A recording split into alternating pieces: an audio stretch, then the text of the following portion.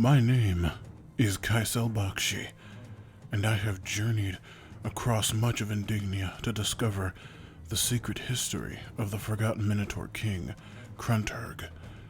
And while my quest has been fraught with much death and destruction, I have finally discovered the reasons his name is cursed by the tyrannical Regelisod Empire. Now my scholastic inquiry must continue.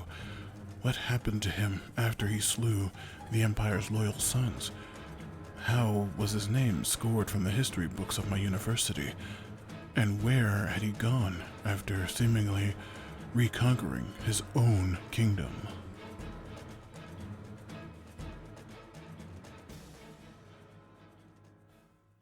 Artois Valois stood from his chair in the medical room he and I had listened to Kind's story in. His face was a mask of contemplation as he looked from Kind the Minotaur, still draped from head to toe in various medical aids after his assault, and to me, who was beyond thoroughly enraptured with Kind's tale. This was it.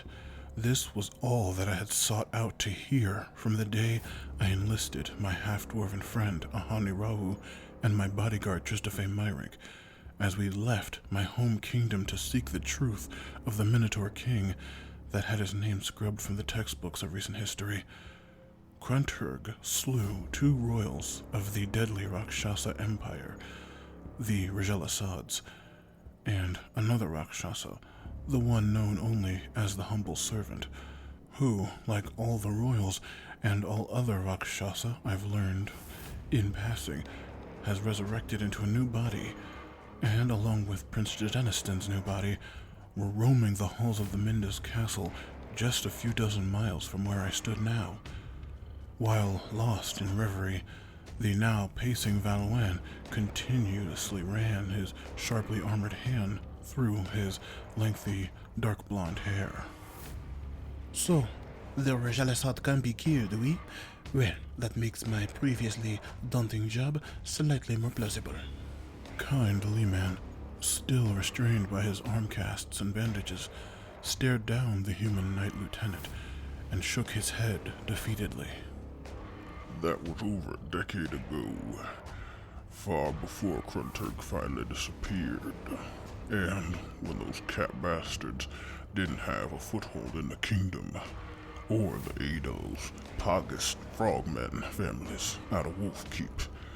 Their army of ill-bred half-orcs and towering ogre mercenaries with flesh-eating monsters for mounts. Not wanting to kill the mood further, I then brought up Lord Natanus Carnager, my superior at the Minda's Castle Library, a very powerful vampire with a legion of thralls buried beneath the grounds, and reminding Valois of the assassin that hospitalized Kind, Fugazi, and whatever potential forces he could command. Refusing to lose faith, Artois simply hoisted his spear that matched his armor, ornate spike for ornate spike, and put his hand to his breastplate.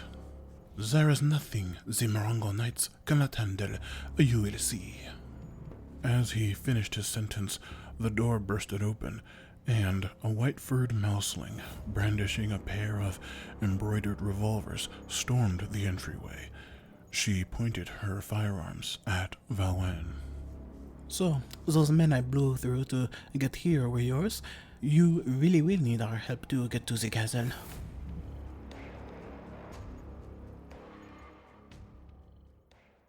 Sensing the overt threat, Valois whirled his lengthy spear in Myrick's direction. She leveled her guns to his head in a practiced manner I hadn't seen in quite a while, but the lurch of Artois' defensive gesture resulted in the spear nipping Myrick's right arm, causing her to lose grip on the gun. As she re-aimed the left, Valois had further closed the distance and had her left arm in his grasp, and the spear indenting the leather armor adorning her chest. They held the awkward position for a few seconds before I interjected, pleading Myrink to tell us she didn't kill anyone. Of course not. I heard Mr. Kant's proposal before these fools began their plan. As sloppy and foolish as it was, I simply disarmed them. A few may be limping, and a few others maybe need to train with their offhand, but they're all still alive. Still expressing extreme irritation, Valwen released Myrick.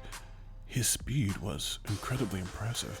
To get the upper hand on a gun-toting opponent that did have the drop on you seemed impossible, but he may just be more impressive than his cocksure demeanor would lead one to expect.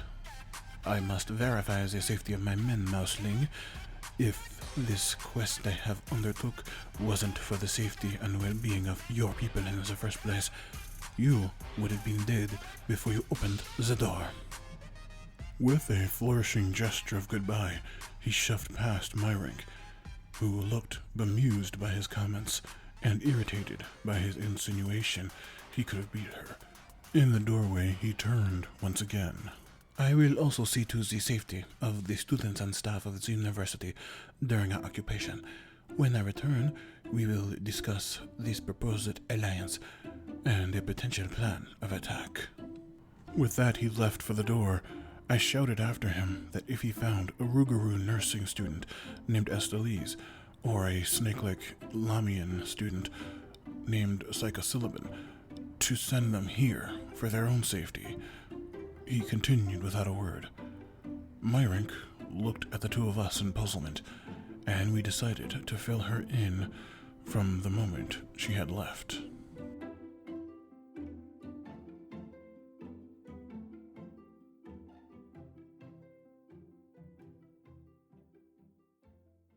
Some time had passed before Artois Valwen returned, with Syllabin and Estelise in tow. Nurse Estelise bristled at us. Her wolfen snout seemed to be in a permanent snarled expression whenever in our presence. Syllabin slithered gracefully towards Kind, chastising him for ripping so many of his stitches in her absence. Her smooth, pink-scaled hands roamed all around him, reapplying bandages and checking his injuries' conditions. What have you done to yourself? You have been awoken for less than a day, and you think you can take on the world. Estelise, on the other hand, refrained from telling us off and joined Psycha in aiding Kind. Valwen then came to Myrick and myself. We began to tell him of our infiltration in the castle. When he asked what stakes we had in this confrontation, I told him I was here to study Kronturg. Myrick simply said it was a job on my behalf. She then offhandedly mentioned that the wife of the diplomat Valwen and his Morongo knights was here to save was in fact her sister Soiree, and had nothing to do with her decisions.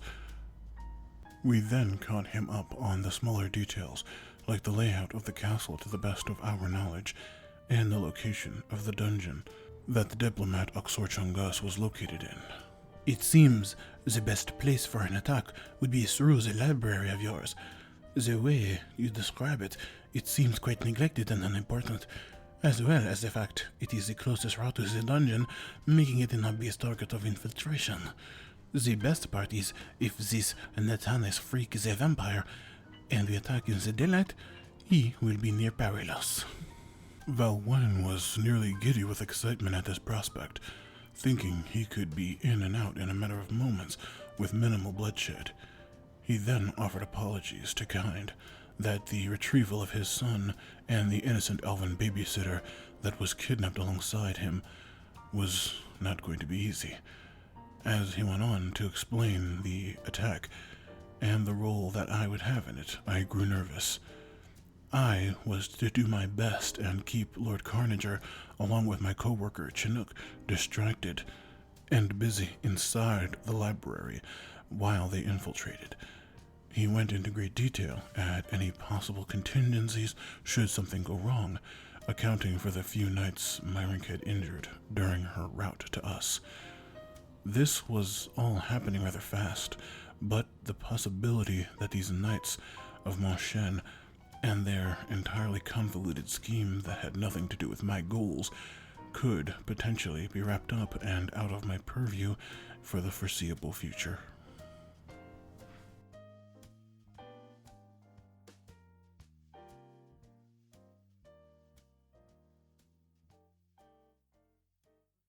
The talks went on for a while, the few nights that would go with Valwen, and the skeletons from Kyne's long-neglected Vigabane forces would scale the library outside, hop into the dungeon, slay any resistance, and escape with Oxor. I keep Carnager inside, and the vampiric thralls underground. Myrick's job, should it be possible, was to warn of the attack after the diplomat was saved, sending the castle guards away from Oxor's wife, her sister, and aiding her in escaping the castle. Visibly quite pleased with himself, he mussed his hair once again in excitement. While riding his cloud of confidence, he leaned towards Dr. Silliban and grasped one of her soft pink scaled hands, looking into her bright yellow eyes. Mon beau docteur, when all of this is over, would you be so kind as to join me for dinner in Montchain? We have the loveliest cafes in all the world, and you would look absolutely magnifique under the undrawn sun. She flushed a bright magenta at the sharp-armored knight's words, and I felt an unwelcome pang of jealousy. But Kind used this moment to finally speak up. Do y'all mind? Except my rank and Mr. Bakshi. I need a word. It's about the Vigabanes, that's all. Estelise, Saika, and Valwen exited the room, him still flirting with Saika, and I continuing to feel uncomfortable. When the room was clear and their footsteps retreated, Kind gestured for us to come close. We heeded. I understand we need help, and these nights seem like a gift, but... Myrink held up a paw-like hand to Kind, a knowing and serious look crossing her face as she gazed between him and me. I understand. Your family comes first. When the attack starts, I will alert the guards. Kessel, you have no need to sully your hands. When they leave and the fighting is extended, I will abandon Sori and attempt to rescue your son and the young elven girl. The fate that awaits them should she join the group coming to collect her in a few days is far worse. She picked her nails with a cold indifference I hadn't seen from her since she killed that stagecoach that attempted to flee from us at the start of our journey. She was a trained killer, and our growing friendship over these months had let that slip from my mind. I wasn't planning on asking you to do anything so drastic.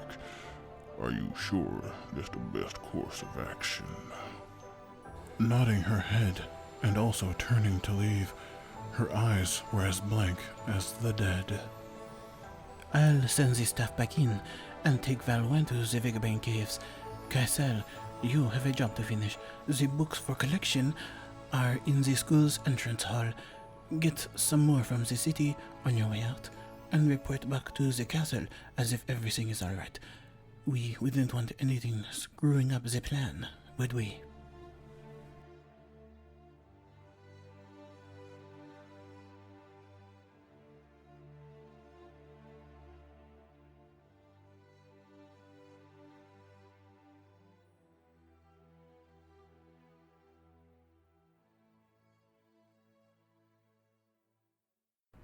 Hi, my name is Matthew Lewis, and I do the voice of Kaisel Bakshi along with all the additional voices in The Forgotten Minotaur King. I hope you enjoy the podcast and continue to listen into the future. If you want to support my content, please donate to my Patreon, Matthew Lewis Podcasts. Subscribe to my YouTube channel, Matthew Lewis Podcasts, all one word. Follow me on Twitter at Matthew Lewis P.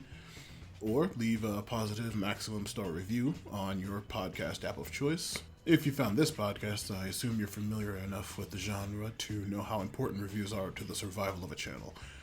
And I hope you recommend this to your friends. Or if you didn't like it, you could recommend it to your enemies, and I'll teach them a lesson. Keep it sleazy, folks, and thank you.